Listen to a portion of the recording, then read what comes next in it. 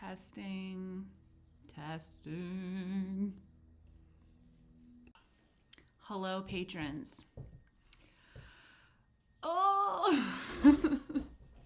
So, I've been feeling kind of guilty about not having sent more updates about what I've been up to because I appreciate you all supporting me so much. And yeah, I don't know. I just feel like I need to offer you more. But I've honestly been struggling a lot with my mental health the last month or so, while also trying to do, some paid work or some paid, I don't know. Yeah, I don't even know how to distinguish it. Get money for my work from established outlets, which has involved a little bit of doing some sponsored book work for Den of Geek, which was kind of one of the banes of my existence when I worked there full time because it was work that was added to my already existing workload, which, centered on doing especially TV coverage, but also some movie stuff, which are more of my interest areas than books.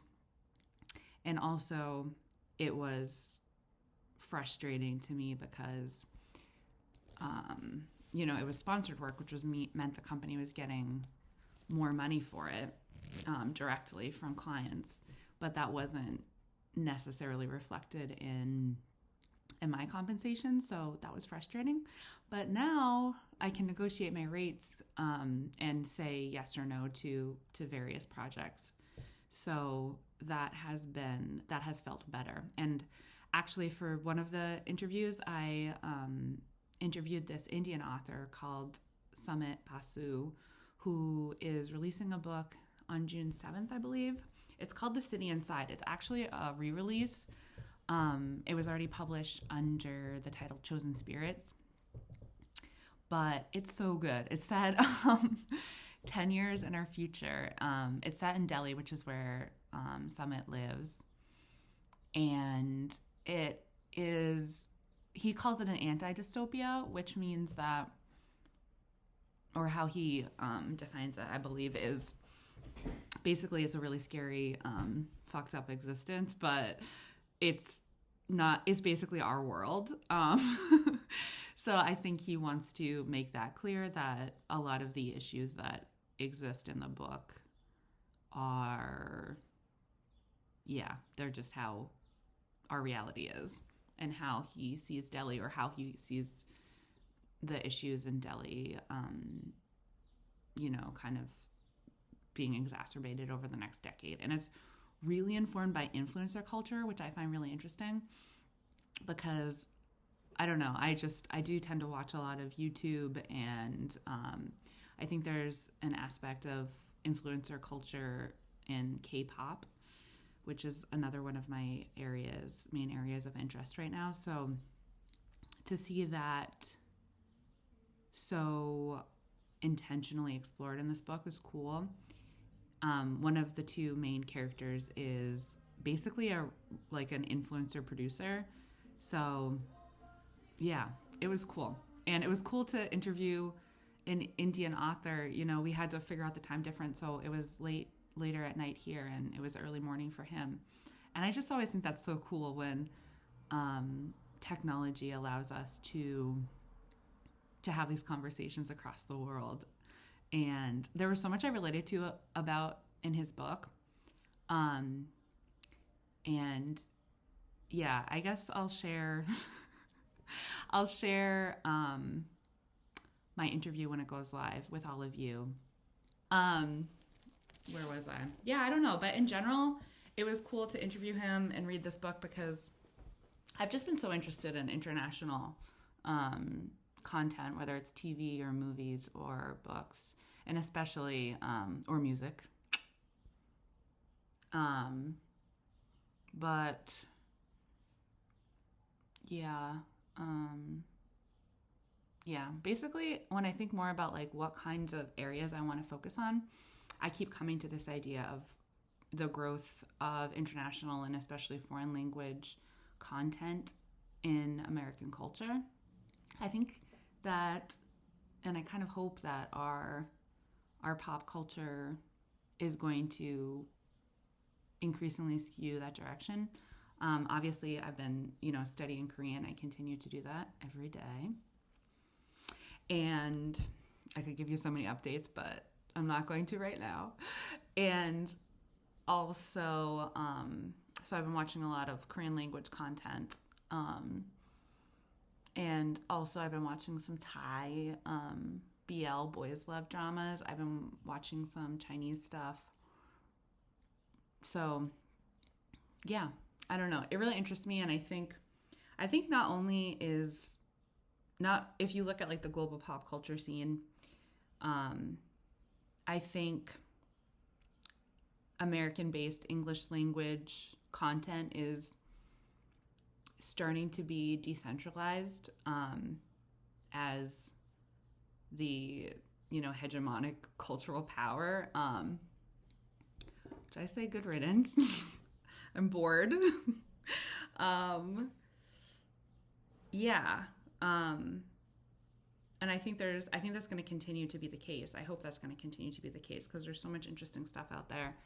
And I think that is because, America is losing some political and economic power in general, and that also affects our cultural exports and our entertainment industry.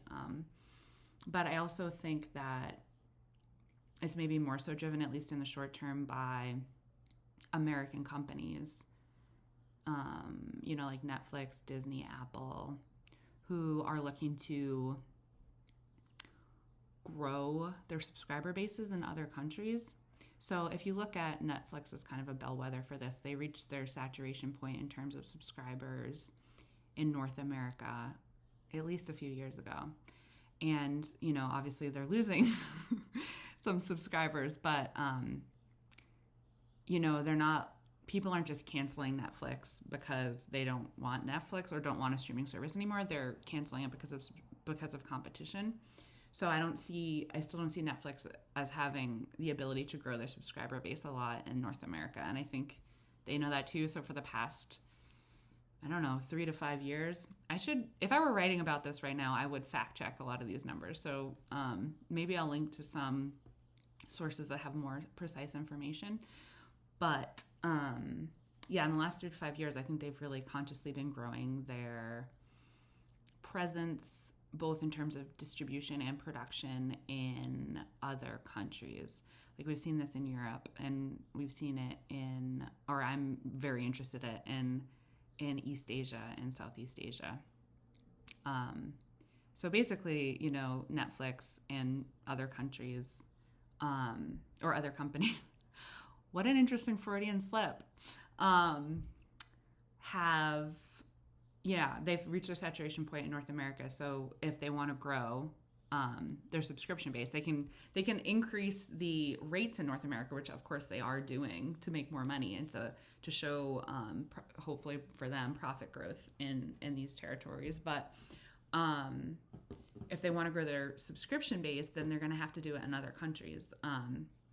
And we've seen them launch in Korea and invest millions of dollars in the Korean entertainment industry to co-produce content.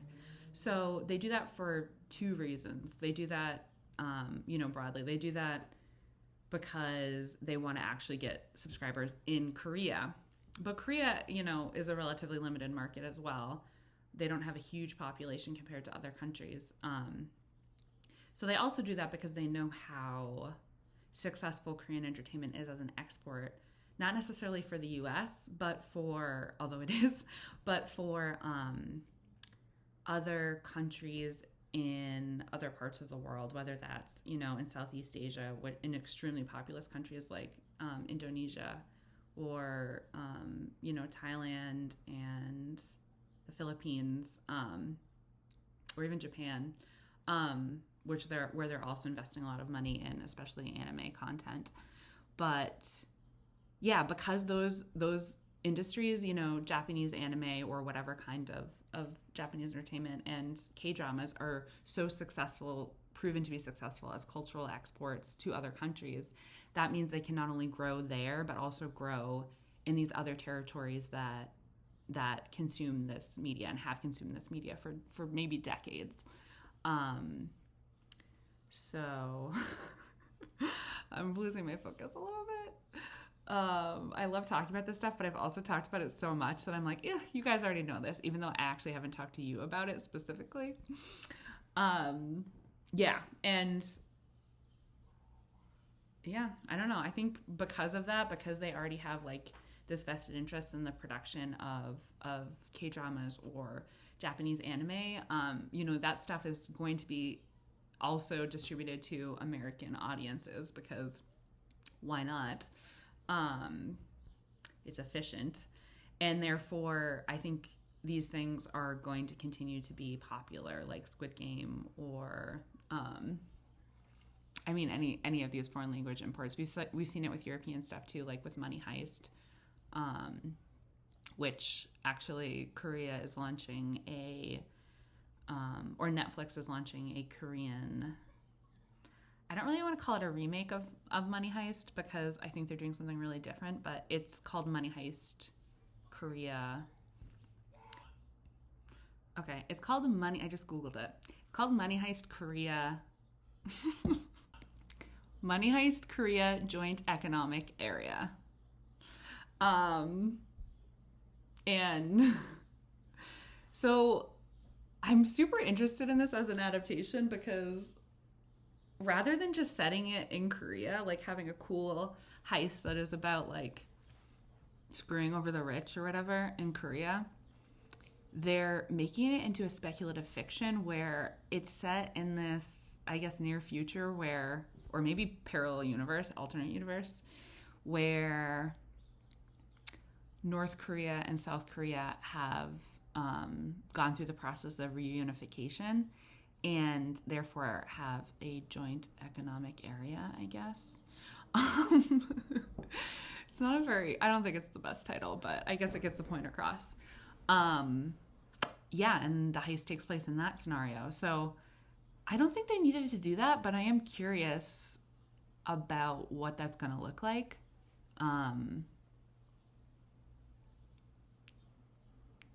One of the things I liked best about Squid Game and that I thought was an interesting narrative decision was that they didn't set that story in an alternate reality or in the near future. It's just in Korea as it exists today and as the world exists today. And I think that's important. You know, the rates of wealth inequality and income inequality in developed countries like the US and Korea are really upsetting and disturbing and great. So in the large sense of the word, not the other sense of the word. So you don't need to set that in a dystopia. Or a dystopia other than the one we live in. You don't need to set it in an alternate reality or in a near future. People are desperate in this world, and it's because of the greed of our systems and our elite, who continue to just consolidate and grow their wealth as billions of people suffer. That got dark fast. Anyways, I'm interested to see what this looks like. Once I've started talking to you, there's just so much I want to talk to you about. I don't even know if I finished my thought about the decentralization of American English language media, but I think what I want to finally say about that is that I think this is one of the many reasons why BTS has been so popular around the world and will continue to be popular, is they represent this this challenge to like previously established hierarchy of global pop culture that just put American English language content not only just at the top, but just like taking up so much space that there was almost no space, maybe no space for other kinds of content from other countries and cultures. So I think that's one of the reasons why so many people love BTS, because it represents this they represent this future that is not, just doesn't look the same. It isn't just like all these stories, redundant stories made by mostly rich white men in Hollywood. Like this very small group of people getting to decide what our global pop culture looks like. So yeah, I think it's really like a low bar. And BTS is like doing somersaults over it. But yeah, they were at the White House, and it blows my mind that there aren't more established US media outlets that are commissioning stories about them. I was able to write a story for Time about their reality variety show, Run BTS, which is so good. But I've pitched other BTS stories to other places, and it's been really hard to find people to commission, or outlets that commission BTS content, which, you know, I've talked to other freelancers who have similar problems and are just begging to write about BTS and other K-pop bands that are globally popular, including in the US, and are probably only going to grow in popularity. But it's just all MCU and Star Wars. Which, you know, I love those things, but BTS is one of the biggest pop culture stories in the world right now, and it's telling and frustrating that the money and resources of established American media outlets aren't making decisions to reflect that, because there's so many kinds of stories to be told within the BTS and the BTS fandom space, and they're just being told in other places, which is fine. Like, you can tell different kinds of stories, I think, when you're in a fan space, but I think there's always going to be value to people like myself and like lots of my very talented colleagues who do this as a full-time job and are trained to do this. Using our time and energy to write about this global pop culture phenomenon. So I actually do have something that I'm hoping to publish on my website, which is called katiewrites.com. Hopefully sometime in the next week, because BTS has a new album coming out at the end of next week, and I really want to get it out before then because it's kind of reflective. But that is something that I consider sponsored by all of you. So thank you for that. I also published a shorter article called Anakin Skywalker Was Right About Sand, actually, on my website. So that is also sponsored by you. Thank you. I'll link to it below. And thank you for listening. Let me know if this was of interest to you. I would like to do more video content generally. Like, I'd like to do some stuff on YouTube, because I think there's kinds of stories that are better for this format. Me rambling maybe, but also just video essays, and they're called trend explainers sometimes in this industry. But I'd love to do a YouTube video kind of about either Thai boys love or the boys love genre in general, which I consider things like Heartstopper to be a part of. But yeah. Okay, one more interesting statistic, which is that from 2014 to 2021, the Thai TV industry produced roughly 100 BL dramas, live action BL dramas, which is already a lot. They've kind of put a lot of their economic power behind this globally popular genre, which is specifically popular. I mean, it's popular within many demographics, including queer men, but traditionally made by and for women.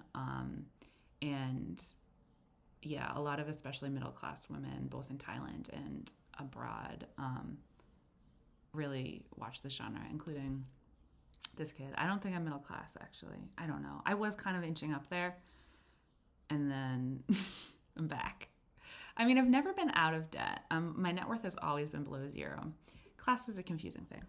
Anyway, but yeah, in 2022 alone, there's going to be another 90 Thai BL dramas produced. So yeah. And right now there's this Thai BL called Kin Porsche, which is but very popular internationally. It's based on a web novel, which a lot of these BLs are, and it's actually distributed by a Chinese streamer called IT. I think that's how you pronounce it. It's IQIYI. I'll write it below. But it's super interesting to me that, you know, as Chinese pop culture and the Chinese government like cracks down on basically things that are considered like sissy entertainment. So, which includes, I guess, BLs, like something like The Untamed probably wouldn't be made under this current mandate or censorship. But yeah, they are distributing this Thai BL, not within China, but internationally. So I'd love to write about that some more. But yeah, lots of ideas, struggling with having the energy because, well, right now I feel good, but last week, like, there's just been some weeks where getting out of bed feels difficult. So, like, then I feel really guilty about not doing more. And especially having to prioritize some of the paid work that is less of interest to me. But I'm hoping that I have more energy in the coming weeks to do more stuff that I think is important, is being undercovered, even if I don't get paid, you know, past Patreon for that stuff. So thank you again so much for supporting me, and I hope to create some more content. Oh God, that sounds so soulless. To tell some more stories with your help.